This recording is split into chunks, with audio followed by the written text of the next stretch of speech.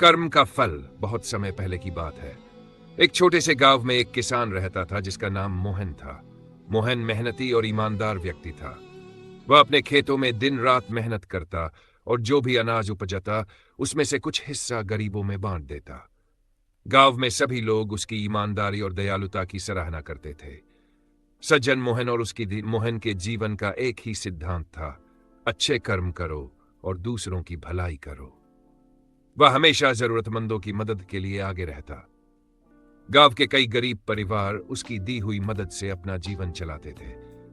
मोहन ने कभी भी किसी को दुखी या परेशान नहीं देखा। उसका मानना था कि भगवान हर किसी को उसके कर्मों का फल देते हैं, चाहे वह देर से ही क्यों न हो। लालची रघु की चालाकी। उसी गांव में रघु नाम का एक व्यापारी भी रहता था। रघु बहुत लालची और स्वार्थी था। वह हमेशा दूसरों का फायदा उठाने की कोशिश में रहता। रघु को केवल धन की भूख थी और इसके लिए वह सही गलत की परवाह नहीं करता था। उसने कई बार गांव वालों को धोखा देकर पैसे कमाए थे। मोहन ने उसे कई बार समझाया कि बुरे कर्मों का फल हमेशा बुरा ही होता है, लेकिन रघु ने कभी उसकी बात पर ध्यान नहीं दिया। एक दिन की घटना, एक बार की बात है, गांव में अकाल पड़ गया। खेतों में अनाज बहुत कम उगा और लोगों को खाने के लाले पड़ गए।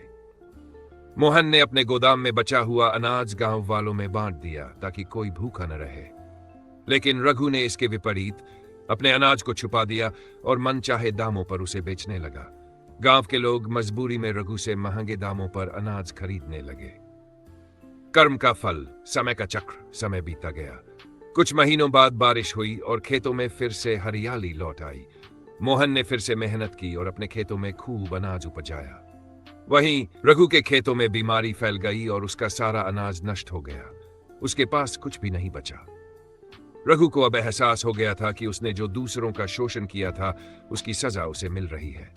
वह मोहन के पास मदद मांगने गया। मोहन ने अपने स्वभाव के अनुसार उसकी मदद की, लेकिन रघु की आंखों में पश्चाताप के आंसू थे। परिवर्तन का समय। रघु ने मोहन से कहा, मुझे समझ में आ गया कि बुरे कर्मों का फल हमेशा बुरा ही होता है। मैंने लालच में आकर लोगों को धोखा दिया और आज उसी का परिणाम भुगत रहा हूं। अब से मैं भी अच्छे कर्म करूंगा और दूसरों की भलाई में लग जाऊंगा। रघु का बदलाव।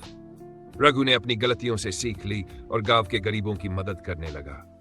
उसने अनाज का भंडारण छोड़ दिया और जरूरतमंदों को सही कीमत पर अनाज देने लगा। धीरे धीरे गांव वालों का विश्वास उस पर लौटने लगा। कहानी की सीख। यह कहानी हमें सिखाती है कि कर्म का फल हर व्यक्ति को जरूर मिलता है। अच्छे कर्म करने से जीवन में सुख और शांति मिलती है, जबकि बुरे कर्म का परिणाम अंततः दुखद होता है। समय चाहे कितना भी लगे, लेकिन व्यक्ति को अपने कर्मों का हिसाब जरूर चुकाना पड़ता है।